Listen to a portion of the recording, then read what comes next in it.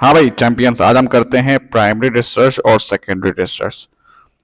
Primary research जो है वो रिसर्च जो आप खुद से करते हैं उसको हम कहते हैं प्राइमरी रिसर्च। यानी कि मैं जा रहा हूँ, मैं लोगों से क्वेश्चंस कर रहा हूँ, मैं इंटरव्यूज कर रहा हूँ। तो जो रिसर्च हम खुद कंडक्ट करते हैं उसको हम कहते हैं प्राइमरी रिसर्च। सेकेंडरी रिसर्च क्या होती है? वो रिसर्च जो ऑलरेडी कंडक्ट हो चुकी होती है। Is that right? जो ऑलरेडी रिसर्च कर ली है किसी ने किसी भी पर्पस के लिए, उसको हम कहते हैं क्या? Secondary research. सही है ना? इसीलिए प्राइमरी रिसर्च को हम कहते हैं फील्ड रिसर्च। फील्ड मतलब आप खुद फील्ड में जाओगे, खुद रिसर्च करोगे, खुद लोगों से पूछोगे। और सेकेंडरी रिसर्च को हम कहते हैं डेस्क रिसर्च। राइट सी बात है, आप बैठे हैं, अपना इंटरनेट खोलें और आपको बहुत सारी रिसर्चेस मिल जाएंगी। मतलब जो रिसर्च पहले से हो चुकी है और उसको मैं रिसर्च को यूज कर रहा हूं, इसको हम कहते हैं सेकेंडरी रिसर्च।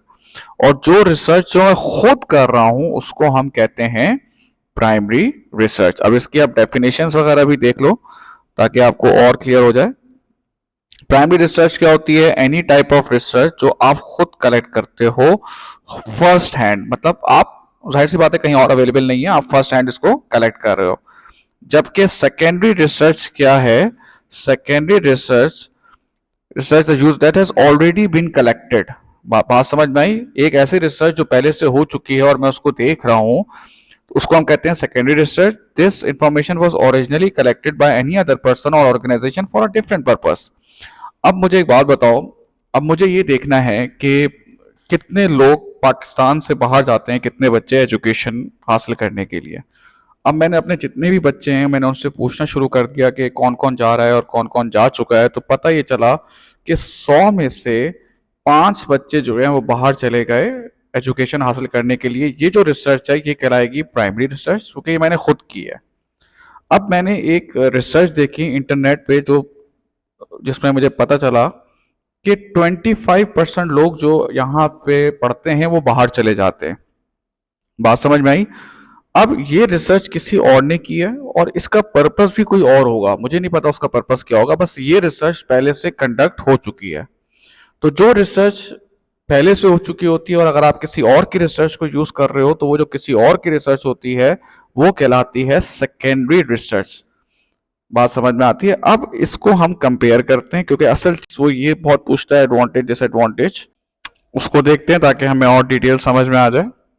बेसिकली प्राइमरी के सब दोनों के एडवांटेज लिखे हुए, क्योंकि जो इसके एडवांटेज होंगे वो दूसरे के डिसएडवांटेज होंगे और जो दूसरे के एडवांटेज होंगे वो पहली वाली के डिसएडवांटेज होंगे।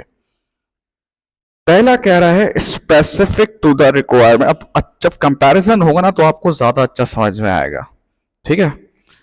अब specific to the requirement of the company, ये स्पेसिफिक होती है और वो जनरल होती है। जैसे फॉर एग्जांपल, अगर मैं एक डिफेंस में, सही है ना, डिफेंस में चाइनीज का एक रेस्टोरेंट खोलना चाहता हूं अपर क्लास के लिए। Is that right?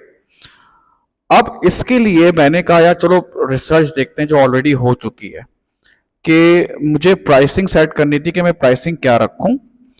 तो मैंने एक रिसर्च देखी इंटरनेट पे और या न्यूज़पेपर पे जिसमें लिखा था कि एवरेज बंदा जो खाने के लिए पैसा देता है वो देता है 300।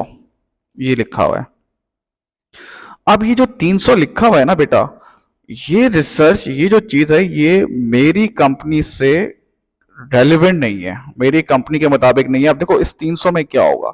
इस 300 में से अभी जिसने भी रिसर्च की होगी उसने ये बताया कि कराची में एवरेज बंदा 300 रुपए देता है। अब इस कराची में डिफेंस भी आ रहा है, पीसीएचएस भी आ रहा है, नाजिबाद भी आ रहा है, लालू खेत भी आ रहा है, ये सबको उन्होंने मिक्स करके लिखा हुआ है। इसमें अपर क्लास भी है, लोअर क्लास भी है, मिडिल क्लास भी है। सही ना? तो ये चीज मेरी रिसर्च के लिए रेलेवेंट तो नहीं होगी ना। बात समझ में आई? हाँ, अगर मैं रिसर्च करूंगा तो मैं अब रिसर्च करूंगा, जाहिर सी बात है मैं डिफेंस में खोल रहा हूं, मैं चाइनीज का रेस्टोरेंट खोल रहा हूं और अपर क्लास के लिए बोल रहा हूं। तो मेरी जो रिसर्च होगी वो इस स्पेसिफिक एरिया से रिलेटेड ही होगी। बात समझ में आती है? तो जो प्राइमरी रिसर्च होती है ना वो आपकी रिक्वायरमेंट के मुताबिक होगी। क्लियर होती है बात? जो सेकेंडरी रिसर्च होती है वो जनरल होती है, वो आपके मुताबिक हो भी सकती है, नहीं भी हो सकती है, लेकिन प्राइमरी का एक फायदा ये होता है कि वो स्पेसिफिक होगी आपकी कंपनी के रिक्वायरमेंट के मुताबिक, और उसमें आप डायरेक्ट कंट्रोल करेंगे कि क्या सवाल पूछा जा रहा है। अब इसमें जो रिसर्च हुई है, जिससे रिसर्च से ये फाइंडिंग मिली है, अब आई डोंट नो उन्होंने क्या सवाल पूछा था और उसको क्या क्या उसका पर्पस था। प्राइमरी रिसर्च में क्या होता है, हम डायरेक्ट कंट्रोल करते हैं, हम कहते हैं कि यार तुम्हें एक काम करना, डिफेंस में जितने लोग रहते हैं या पीसीएचएस में जितने लोग रहते हैं सिर्फ उन्हीं से पूछना, अपर क्लास से पूछना, सही है ना, 40 अबव लोगों से पूछना जिनकी एज 40 से अबव है, और जो होटलिंग ज्यादा करते हैं, हफ्ते में एक दफा बाहर खाते हैं, तुम उनसे पूछना। ये देख रहे हैं कि किस तरीके से मैं डायरेक्टली कंट्रोल कर रहा हूं कि डेटा मुझे कैसे कलेक्ट करना है, सही है। अब उसके बाद वो नेक्स्ट पॉइंट कहता है information is only available to their company. देखो सेकेंडरी रिसर्च क्या है, जो रिसर्च ऑलरेडी हो चुकी है, जो इंटरनेट पे मौजूद है, जो पब्लिकेशन में मौजूद है, जो न्यूज़पेपर में मौजूद है। तो जिस तरीके से वो आपके पास इंफॉर्मेशन है, वैसे ही वो कंपेटिटर के पास इंफॉर्मेशन है। अब इससे क्या होगा, इंफॉर्मेशन जो आप रिसर्च कर रहे हो, तो ये रिसर्च सिर्फ आप ही के पास आ रही है। बात समझ में आ रही है। तो जो रिसर्च किसी और के पास अवेलेबल नहीं है, सिर्फ आपके पास अवेलेबल है, ये आपको एक न्यू फाइंडिंग्स देगी, एक नई चीज के बारे में बताएगी। जो चीज सबको पता है और आपको भी पता है, इसमें से क्या नई चीज निकालोगे आप। तो ये जो रिसर्च जो आपने कंडक्ट की है, ये आप ही की रिसर्च है, ये किसी कंपेटिटर में मार्केट के पास अवेलेबल नहीं होती है। तो कॉन्फिडेंशियल है, प्राइवेसी है इसमें, और इसमें आप एक नई चीज जरूर निकालोगे, नए आपको उसको फायदा जरूर देगी है। क्लियर। अप टू डेट, जाहिर सी बात है अप टू डेट होगी, क्योंकि मैंने अभी ही रिसर्च की है, रिसेंट ट्रेंड्स को देखते हुए रिसर्च की है। इसकी जो फाइंडिंग्स होंगी वो भी रिसेंट ट्रेंड्स के मुताबिक होगी। क्लियर। अब सेकेंडरी रिसर्च की बात करते हैं। सेकेंडरी रिसर्च क्विकली अवेलेबल, अभी जाओ इंटरनेट पे जाओ, और अभी आपको कितनी सारी रिसर्च जो है वो आपको मिल सकती है। You just need to click, और आपके पास बहुत सारी इंफॉर्मेशन आ जाएगी, सही ना। बहुत ज्यादा रिसर्च आ जाएगी आपके पास बहुत कम टाइम में, और लेस एक्सपेंसिव भी है। इतना ज्यादा ये एक्सपेंसिव नहीं होती ना इसमें, क्योंकि देखो प्राइमरी में रिसर्च कंडक्ट करनी है, बंदे हायर करने हैं, प्रिंट होगा, लोगों के पास जाएंगे, ये सारी कॉस्ट आपको बेयर करनी पड़ती है। जबकि secondary it's less expensive. Now provide data over a period of time to track trends and changes. सही है भाई। अब इसको देख लो, अगर मैं एक स्टेट एजेंट वो हूँ, ट्रैवल एजेंट हूँ, और मैं बाहर जाने वाली कंपनी है जो लोगों को बाहर भेजती है, वेकेशन पे भेजती है, उसको मैं जो है वो स्टार्ट करने जा रहा हूँ। अगर वो रिसर्च मैंने जून जुलाई में की होगी तो उसका एक अलग ही आउटपुट आएगा, क्योंकि जून जुलाई में ज्यादातर लोग वेकेशन पे जाते हैं। ऐसा ही है भाई।